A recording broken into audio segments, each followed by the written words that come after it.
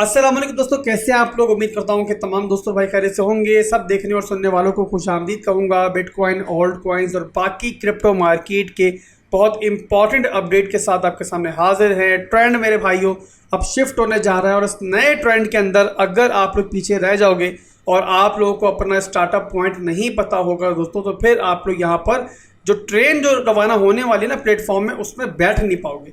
और जब बैठ नहीं पाओगे तो प्रॉफिट नहीं बना पाओगे। यहाँ पर दोस्तों हम ये भी डिस्कस करने जा रहे हैं कि ओल्ड कॉइन्स जो है वो काफ़ी लंबे पीरियड से हम देख रहे हैं कि थोड़ा सिमट सिमट के चल रहे हैं। और जिस तरीके से बिटकॉइन जो है मूव कर रहा है, पैराबॉलिक मूव देता है। एक हमारा बिगर टाइम फ्रेम के अंदर वीकली के अंदर एक लो लगाता है, फिर पैराबॉलिक मूव लेकर दोबारा ऊपर आता है। इस टाइप का मूव जो है हमें ओल्ड कॉइन्स के अंदर नहीं देखने को मिल रहा है। क्या रीज़न है और कौन सा ऐसा वक्त होगा जब मैं ब्रेकआउट एक्सपेक्ट कर रहा हूँ। जी हाँ दोस्तों, बहुत जल्द हम ओल्ड कॉइन्स के अंदर भी एक ब्रेकआउट देख सकते हैं।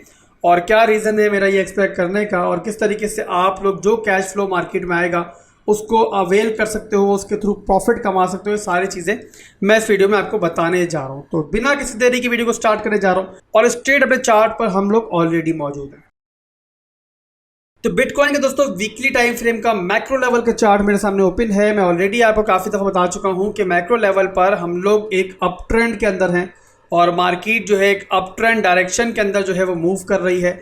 और जिस पीरियड के ऊपर दोस्तों हमारा ये वाला लेवल ब्रेक हुआ था ना, जो हमारा था 21,500 का लेवल, जो कि हमारी एक पूरी डाउन ट्रेंड की मूव चल रही थी बहुत लंबे पीरियड से, उस मूव को तोड़ने में ये एरिया जब एक ब्रेकआउट हुआ था तो वहाँ पर बहुत हेल्प मिली थी। और एक रिटर्स के बाद जो है ना फिर हमारा बिटकॉइन जो है उसने फिर मुड़कर नहीं देखा मैक्रो लेवल के अंदर। और यहाँ पर हम देख रहे हैं कि बिटकॉइन जो है अपना एक हाई लो बनाता है और उसके बाद एक पैराबॉलिक मूव लेता है, स्ट्रेट फॉरवर्ड ऊपर की तरफ जाता है। वैसे दोस्तों फिर इसे हाई लो बनाए और स्ट्रेट फॉरवर्ड जो है एक नया हाई बनाने की तरफ जो है अब इस टाइम बिटकॉइन चल रहा है। अब यहाँ पर दोस्तों ये चीज़ तो आपको क्लियर हो चुकी है कि बिटकॉइन जो है वो अपने प्राइस एक्शन के लिहाज से एक अप ट्रेंड के अंदर है। और यहाँ पर जिस तरीके से पहले आपने देखा कि बिटकॉइन ने एक नया हाई बनाया, अनकरीब आपको बिटकॉइन के अंदर भी जो है अब एक नया हाई मिल सकता है। बट यहाँ पर क्योंकि हम वीकली चार्ट को डिस्कस कर रहे हैं तो जाहिर सी बात है यहाँ पर घंटों की बात नहीं हो रही है, यहाँ पर दिनों की बात नहीं हो रही है। हम ओवरऑल मार्केट के स्ट्रक्चर की बात कर रहे हैं। इंटरनल स्ट्रक्चर के अंदर डेली का टाइम फ्रेम भी आता है, 4 घंटे के अंदर भी टाइम फ्रेम आता है, 1 घंटे भी आता है। बट ओवरऑल हम यहाँ ये बात कर रहे हैं कि ओवरऑल मार्केट का जो स्ट्रक्चर है वो यहाँ पर बहुत खूबसूरती के साथ जो है वो अप ट्रेंड के अंदर है। और ये मेन चीज़ है, याद रखें दोस्तों, ट्रेंड जो होता है ना मार्केट का, मेन ट्रेंड जो होता है वो आपकी पोजिशंस को, आपके सेंटीमेंट्स को डिफाइन करता है। जैसे कि दोस्तों यहाँ पर काफ़ी लोग गलती ये करते हैं कि जब हमारा बुल रन चल रहा था ना, 2021 में बुल रन चला, बहुत ज़बरदस्त प्रॉफिट लोगों को मिला, मार्केट ऊपर ही ऊपर जाती रही। तो वहाँ पर दोस्तों बुल रन के बाद जो मेंटालिटी थी ना वो रिटेल ट्रेडर की बदली नहीं। तो उसी मेंटालिटी की वजह से जो हमारे रिटेल ट्रेडर्स थे उन्होंने बहुत नुकसान उठाया और वो वहाँ पर बुल मार्केट समझकर बेयर मार्केट को जो है वो लॉन्ग करते रहे, हर डिप को बाय करते रहे। वहाँ पर मैंने काफ़ी दफ़ा आपको समझाया कि बेयर मार्केट ट्रिगर हो चुकी है। बट बहरहाल मेरी कम्युनिटी को साइड पे रखते, मेरी कम्युनिटी जो सर मुझे फॉलो कर रही थी और अल्हम्दुलिल्लाह काफ़ी लोगों को मैंने बचाया उस पूरे के पूरे जो हमारी बेयर मार्केट थी। ठीक टाइम पर हमने SIP स्टार्ट की। बट बहरहाल ओवरऑल मार्केट की बात करें तो लोगों ने उस मेंटालिटी की वजह से बहुत नुकसान उठाया। अब वैसे ही दोस्तों दोबारा हो रहा है कि पूरी बेयर मार्केट के अंदर आप लोग देख रहे थे कि मार्केट ऊपर जाती थी और सबको मालूम था कि यार ऊपर जाके दोबारा से नीचे ही आना है, बेयर मार्केट चल रही है, तो लोग शॉर्ट पे शॉर्ट किए जा रहे थे।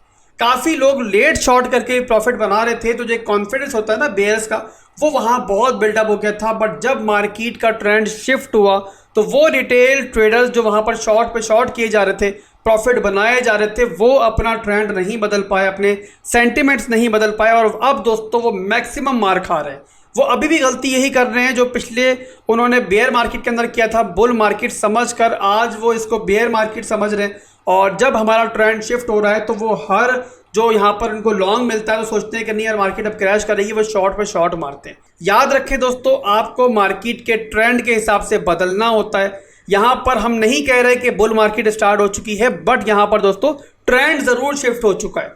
याद रखें दोस्तों, मार्केट जो है ना एपिसोड्स के हिसाब से शिफ्ट करती है। मैं समझता हूँ कि 2022 में जो बेयर मार्केट थी जहाँ पर हम लोग 15,000 तक गए, वो मैक्सिमम पेन था जो हमें मिला। और अब उसके बाद ट्रेंड जो है ना वो बदल रहा है। बट यहाँ पर फौरी तौर पर ट्रेंड नहीं बदलता है। यहाँ पर जो अगला साल होता है ना बेयर मार्केट के बाद का, जो मैक्सिमम पेन मिलने वाला साल होता है, उसके बाद जो अगला साल होता है।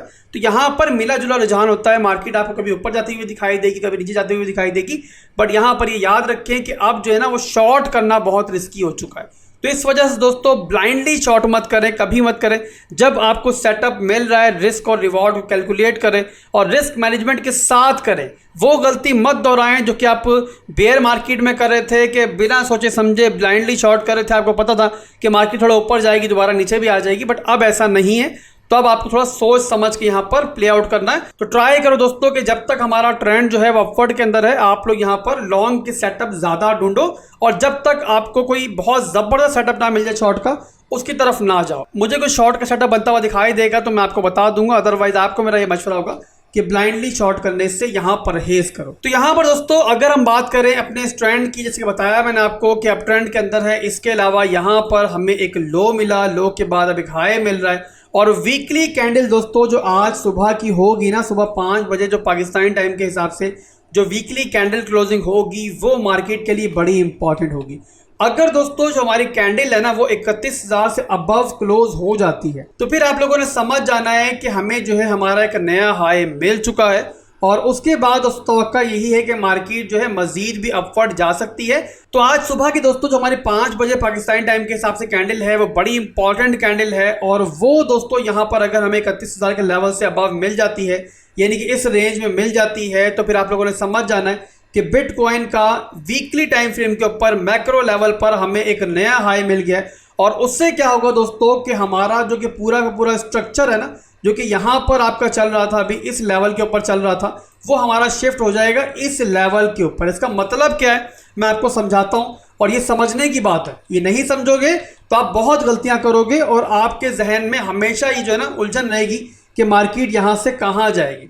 अब यहाँ पर दोस्तों आपने गौर करना है कि बिटकॉइन ने यहाँ से हाई बनाया, फिर यहाँ से लो बनाया, फिर एक हाई बनाया। तो क्या हुआ कि हमारा ये पूरे का पूरा जो लेवल है ना, ये हमारा बिटकॉइन का जो हायर लो का मूव था ना, उसके लिए एक पूरे का पूरा एरिया बन गया। और यहाँ पर बिटकॉइन इस लेवल तक आया, बट अगर इससे नीचे इस लेवल तक भी आता ना, तो जो हमारा स्ट्रक्चर था वो नहीं बिगड़ता।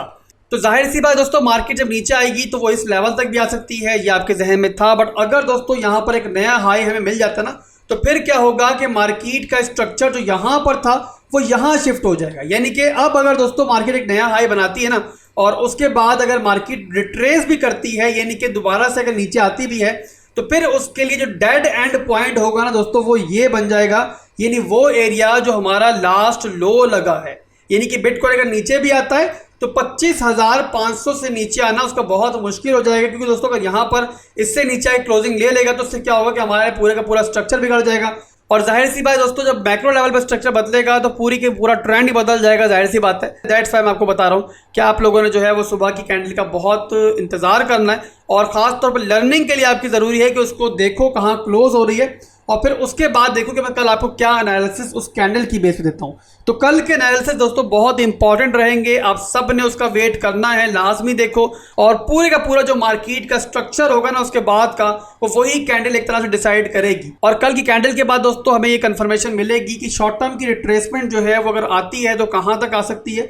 तो वो दोस्तों इंशाल्लाह कल डिस्कस करेंगे। अभी बात करते हैं ऑल्ट कॉइन्स के बारे में। अब यहाँ पर दोस्तों सबने देखा कि बिटकॉइन ने पैराबोलिक मूव लिए, बिटकॉइन बहुत जबरदस्त पंप हुआ, बट काफी ऑल्ट कॉइन्स है। आप डॉट को देखो, आप लिंक को देखो, बड़े बड़े ऑल्ट कॉइन्स को देखो, तो उन्होंने इतना ज्यादा मूव नहीं किया है। कई ऑल्ट कॉइन्स ने डबलिंग तो जरूर की है अपने बॉटम से, बट यहाँ पर जिस तरीके का पंप हमें बिटकॉइन में देखा है उसके मुकाबले में ऑल्ट कॉइन्स में हमें ज्यादा पंप मिलना चाहिए था।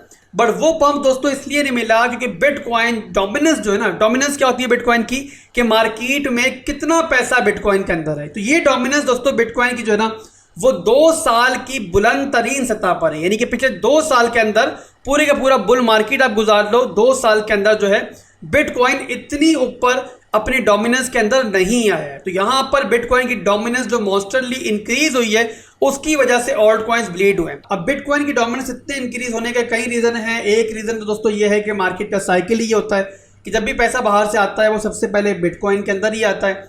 और लोग जो है बिटकॉइन को बाय करते हैं, वहाँ से प्रॉफिट बनाते हैं। और जब उनको लगता है कि अब बिटकॉइन जो है अपनी उस रेंज पे पहुँच चुका है कि जहाँ पर ये थोड़ा स्टेबल होगा और इतनी जल्दी ऊपर नहीं जाएगा, तो वो वहाँ पर अपना पैसा जो है मुख्तलिफ ऑल्ट कॉइन्स के अंदर शिफ्ट करते हैं। ये मार्केट का एक साइकिल होता है जो हमेशा चलता है और हमेशा मार्केट जो है नॉर्मली ऐसे ही बिहेव करती है। और सेकंड और बड़ा रीज़न जो बिटकॉइन की डोमिनेंस इंक्रीज होने का है, इतनी इंक्रीज होने का है, वो ये है दोस्तों कि पिछले दिनों बहुत बड़े बड़े फंड्स आए हैं और 99% फंड्स जो है वो ज़्यादातर हमने देखे ऑल्ट कॉइन्स के बारे में। ज़्यादातर जो पाबंदियां लग रही हैं सिक्योरिटी एंड एक्सचेंज कमीशन के जो निशाने पर आ रहे हैं वो ऑल्ट कॉइन्स आ रहे हैं। और पिछले दिनों सिक्योरिटी एंड एक्सचेंज कमीशन ने यहाँ तक बयान दिया कि बिटकॉइन जो है वाहिद ऐसा कॉइन है क्रिप्टो मार्केट के अंदर जिसे हम एज ए एसेट कंसीडर कर सकते हैं। जिस तरीके से गोल्ड है, बाकी एसेट्स हैं, तो बिटकॉइन को भी हम एक एज ए एसेट कंसीडर कर सकते हैं। बट उसी के मुकाबले पे जो ऑल्ट कॉइन्स हैं वो तकरीबन सारे के सारे जो है वो सिक्योरिटी है और किसी भी वक्त कोई भी ऑल्ट कॉइन जो है वो निशाने पर आ सकता है।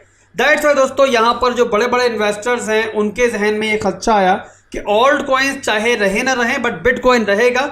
इसी वजह से ऑल्ट कॉइन्स के अंदर बड़ी बड़ी सेलिंग्स हुई और जो ऑल्ट कॉइन्स के अंदर से पैसा था वो बिटकॉइन के अंदर ट्रांसफर हुआ और इसी वजह से बिटकॉइन की डोमिनेंस यहाँ पर हमें इंक्रीज होती हुई दिखाई दी। बहरहाल दोस्तों अभी जो है शॉर्ट टर्म के अंदर यहाँ पर कुछ पॉजिटिव अपडेट्स भी आई हैं ऑल्ट कॉइन के अंदर। अगर आप लोग मैटिक को देखो, उन ऑल्ट कॉइन्स को देखो जो सिक्योरिटी एंड एक्सचेंज कमीशन के निशाने पर थे, वो भी यहाँ पर रिकवर हो रहे हैं। तो यहाँ पर बिटकॉइन की डोमिनेंस जो है वो भी हम एक्सपेक्ट कर रहे हैं कि शॉर्ट टर्म के लिए, यहाँ पर मिड टर्म और लॉन्ग टर्म की बात फिलहाल नहीं हो रही है, यहाँ बात हो रही है शॉर्ट टर्म की, कि शॉर्ट टर्म के लिए बिटकॉइन की जो डोमिनेंस है वो यहाँ पर हम नीचे आती हुई देख सकते हैं। और यहाँ पर बिटकॉइन डोमिनेंस का चार्ट भी मैंने ओपन किया हुआ है, तो यहाँ पर आप देखो तो यहाँ पर जो है डोमिनेंस से जो है ऊपर की लिक्विडिटी ली है और दोबारा से क्लोजिंग जो है नीचे हो गई है। तो यहाँ पर शॉर्ट टर्म के अंदर मैं एक्सपेक्ट कर रहा हूँ कि बिटकॉइन की डोमिनेंस जो है ना वो आपको इस सपोर्ट पर आती हुई दिखाई देगी। और इससे क्या होगा दोस्तों कि जब डोमिनेंस कम होगी तो जाहिर सी बात है ऑल्ट कॉइन्स के अंदर भी आपको ब्रेकआउट दिखाई देंगे और ऑल्ट कॉइन्स भी आपको 10 से 15%, 20% भी मूव होते हुए दिखाई देंगे और कई ऑल्ट कॉइन्स इससे ज़्यादा भी मूव ले सकते हैं।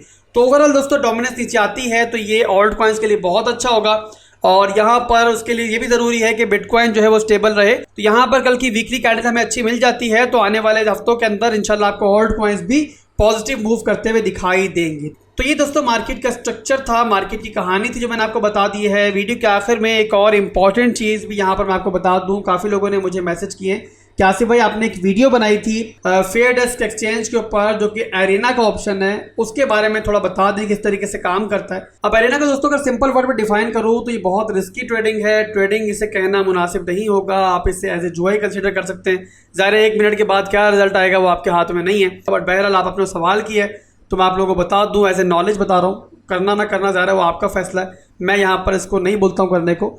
अब यहाँ पर देखो दोस्तों तो काफ़ी सारे ऑप्शन आपके पास आ रहे हैं। यहाँ पे 0.5 का आ रहा है, 1 आ रहा है, 2 आ रहा है, 5 आ रहा है, 10 आ रहा है, 20 आ रहा है। इनमें से कोई भी ऑप्शन सेलेक्ट करेंगे तो मतलब आप इतने डॉलर लगा रहे हैं। अब मैं यहाँ पर प्रिडिक्ट करता हूँ कि भाई इस लेवल से जो है अगले 1 मिनट के बाद जो है मार्केट नीचे जाएगी, तो मुझे क्या करना है, बेरिश पे क्लिक करना है। मैं कन्फर्म करूँगा तो मतलब मेरे 0.5 जो है वो लग चुके हैं। अब आपके सामने ये टाइम गुजर रहा है, टाइम स्पेंड हो रहा है। अगर इससे नीचे क्लोजिंग हो गई तो मतलब प्रॉफिट हो जाएगा, इससे ऊपर क्लोजिंग हो गई तो नुकसान हो जाएगा। तो बहरहाल दोस्तों ये है फेयर डेस्क एक्सचेंज का एरेना का ऑप्शन और ये सिर्फ फेयर डेस्क पे नहीं है, बहुत सारे एक्सचेंजेस पर है। अब आप लोगों ने सवाल किया किस तरीके से काम करता है तो मैंने आप लोगों को बता दिया है। आज की वीडियो में दोस्तों बस इतना ही था। दुआ में याद रखिएगा। अल्लाह हाफिज़।